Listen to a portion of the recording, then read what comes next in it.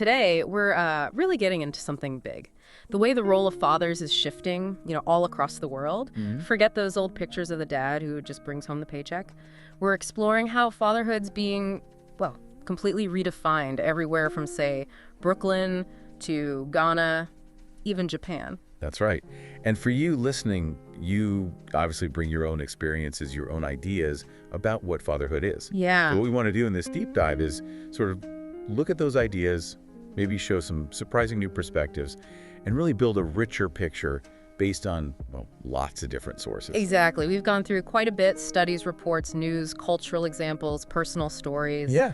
Trying to piece it all together. Yeah. We'll touch on a dad braiding hair in Brooklyn, some policy stuff in Uruguay, these amazing grassroots movements down in Rio. And our mission really is to figure out the key changes in how fatherhood is seen and, done today. But we want to challenge some assumptions maybe about masculinity, about caregiving, and just get a handle on what's driving all this change globally. And honestly, we found some pretty remarkable stories and some compelling facts we're excited to share. Okay, let's unpack this. And maybe a good place to start is this snapshot from Brooklyn. Picture Marcus Johnson. He's 34, and he is really carefully braiding his young daughter's hair. Okay. There's some Haitian folk music playing softly. His wife's resting a long night shift. Now, for Marcus, this wasn't just, doing hair. It got him thinking. And what's really interesting is what he said about it. He mentioned his own dad, right? Who had these, let's say, more traditional ideas about being a man. Yeah. And would never done something like that. But Marcus, he wants something different for his daughter. He wants her to see that strength and tenderness they can go together in men. And that act, the braiding, it's just packed with cultural weight, isn't it? Especially in Black communities, in the diaspora. Yeah. Thinking about Haiti, where his family's from, braiding is this deep ancestral thing, a way to connect, preserve stories, hold on to family ties going way back to West Africa. Precisely. So when Marcus does this act of care, it's more than just hair. Yeah. He's kind of pushing back against gender roles, sure, but also reclaiming something ancestral that slavery tried to destroy. Right, because slavery systematically tore families apart, denied Black fathers their rights. Exactly. Yeah. So this small, quiet act, it becomes this statement of resilience, of healing, really. It really lands, that idea. And it's not just Marcus's story. There was a study, 2023, in the Journal of Black Psychology. It actually found that Black fathers in the U.S. are, I think it was about 40% more likely to be doing those everyday care tasks, cooking, emotional support, things historically seen as feminine. Which directly challenges so many persistent stereotypes. Yeah, it really does. And this modern picture becomes even clearer, maybe even starker, when you contrast it with how things were before the Industrial Revolution. Back then, this idea of nurturing wasn't seen as separate from being a man. It was, part of it. Take the Akan people in Ghana.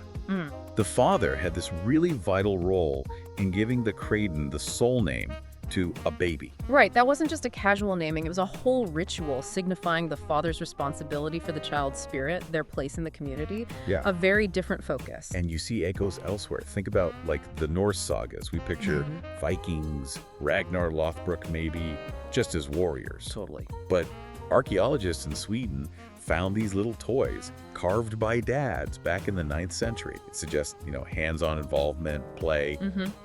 It was normal.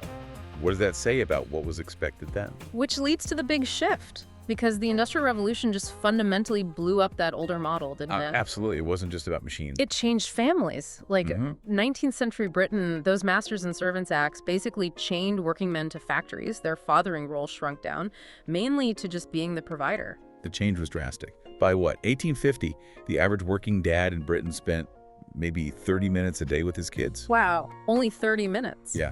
And Terence Real, the psychologist, he talks about this in The New Patriarchy. He says Victorian fathers became sort of moral overseers, not really active caregivers. And sadly, that model got exported around the world through colonialism. And colonialism, capitalism, they really reshaped things globally. You look at India, anthropologist Sarah Hrdy argues British policies dismantled the joint family system where childcare was shared. Moving to nuclear families created what she calls a caregiving desert.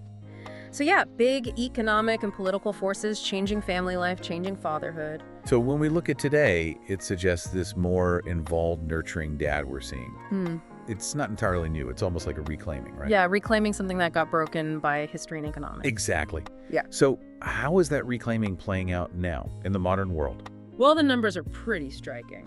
That Promundo report, State of the World's Fathers, from 2021, huge finding.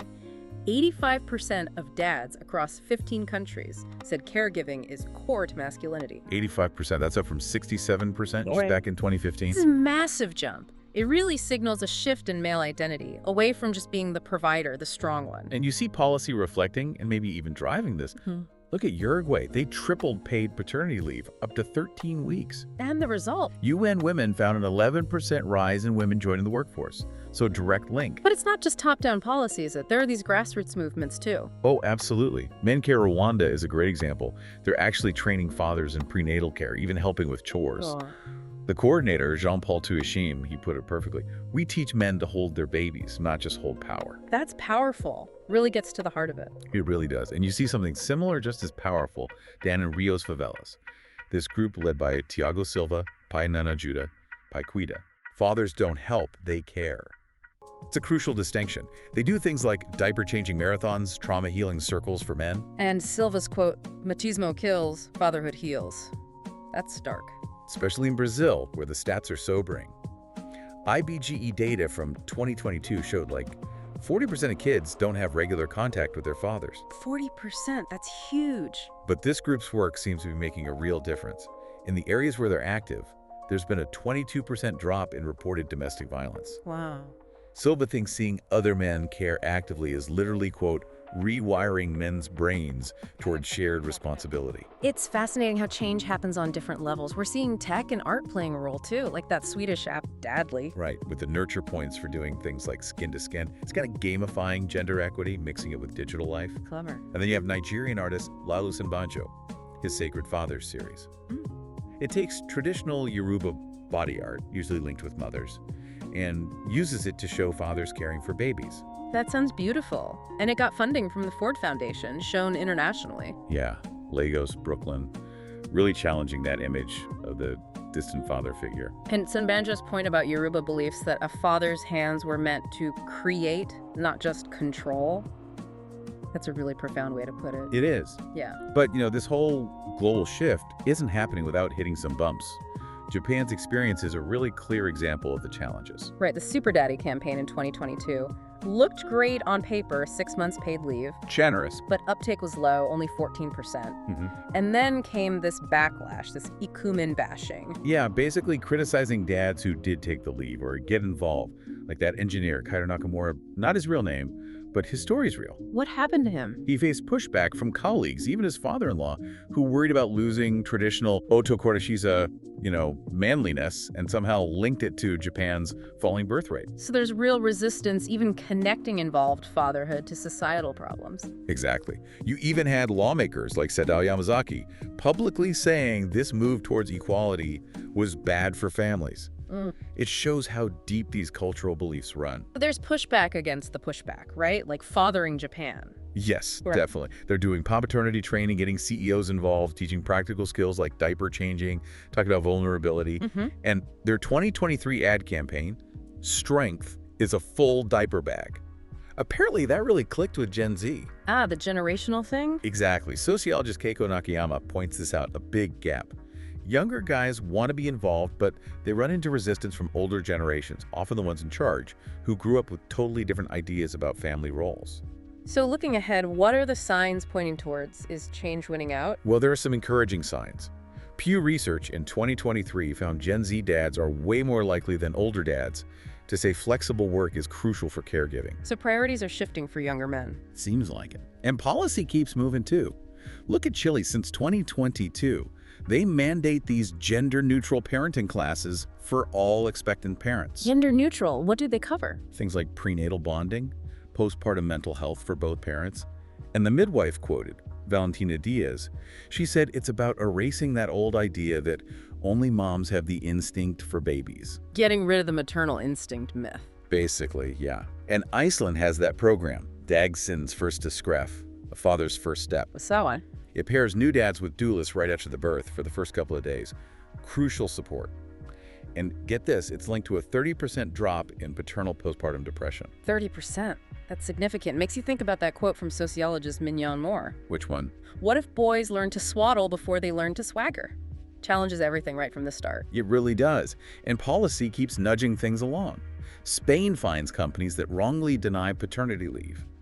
Canada started a caregiving masculinity fund in 2023, putting real money into projects that redefine fatherhood in different communities. That's important too, remembering fatherhood isn't just one thing. Race, class, sexual orientation, they all shape the experience, right? Hugely important point. Like in the US, that stereotype about black fathers being absent. Yeah, it persists. But CDC data from 2023 directly contradicts it. It shows black dads are actually more likely than white dads to be involved in daily care, bathing, dressing, reading. Stereotypes can be so damaging. And you have activists like Damon Weaver and the Black Dad Collective doing those dad talks in barbershops. I love his quote. "We're not babysitters, we're architects of our children's futures." Completely reframes it. He does. And similar work is happening elsewhere.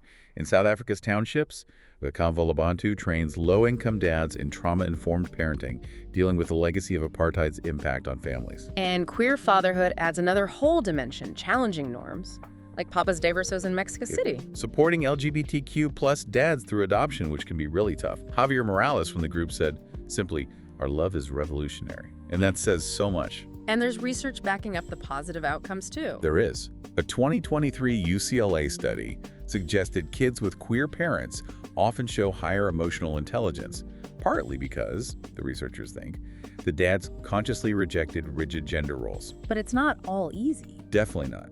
The ILGA World Report last year highlighted ongoing legal barriers, double discrimination in things like healthcare, school.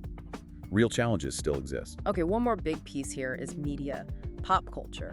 How is that reflecting or maybe even shaping these changes? It's a mixed bag, but definitely influential. We're seeing more nuanced dads, like Bandit and Bluey. Oh yeah, everyone loves Bandit. Or Randall and This Is Us, dealing with complex fatherhood stuff. And sometimes the impact is really direct, like that Netflix show, Dad, Stop Embarrassing Me. Right. After it came out, Google Trends saw this spike, like 27% in searches for single dad support groups. So people watch, and then they act. And social media is huge too. #DadLife on TikTok, billions of views. Billions, yeah.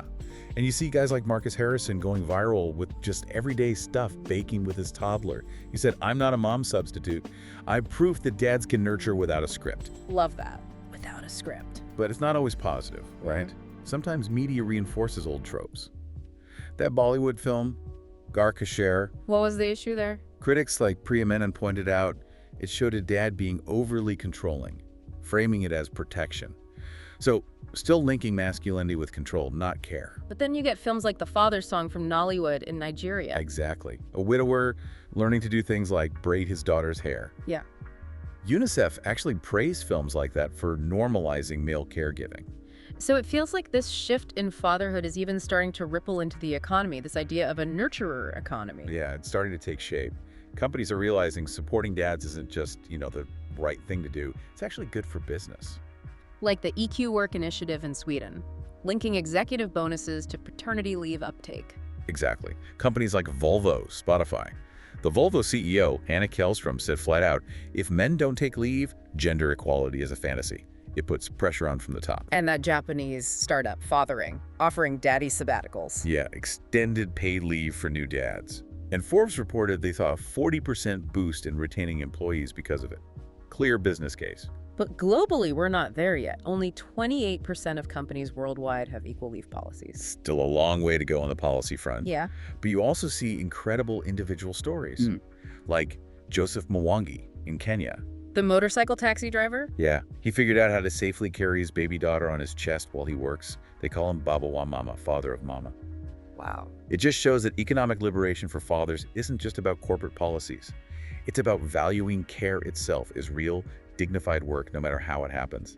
So, bringing it back around, thinking about Marcus in Brooklyn braiding his daughter's hair.